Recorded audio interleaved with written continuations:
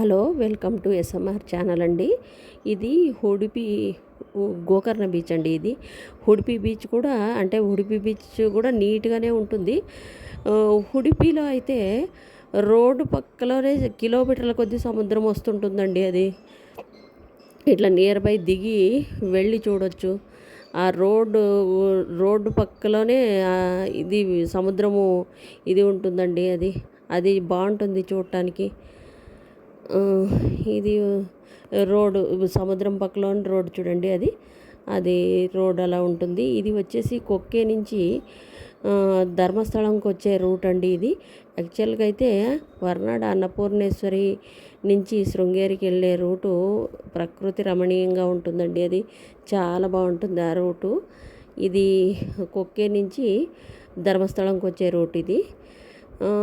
ఆ రూట్లో ఎత్తైన టీకి చెట్లు, ఒక్క చెట్లు, అదైతే అప్సరా పెన్సిల్ యాడ్కి ఇచ్చినట్లు ఉంటుందండి. కార్ దిగి బై వాక్ ఇలా చూస్తూ ఉండాలనిపిస్తుంది. ఈ కోనేరు వచ్చేసి ఉడిపి, ఇది వచ్చేసి బేలూరు హలేబీడు టెంపుల్స్ అండి.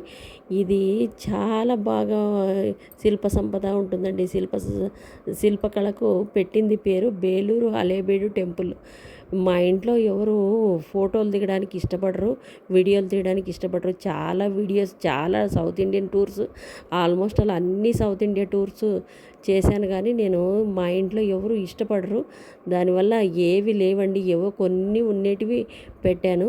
బేలూరు హలేబీడు 2 times 3 times వెళ్ళాము. చాలా అంత శిల్పకళ ఇండియాలో 3 బెస్ట్ శిల్పకళకు పెట్టింది పేరంటారు. అందులో బేలూరు హలేబీడు ఫస్ట్ అండి. చాలా బాగుంటుంది చూడండి.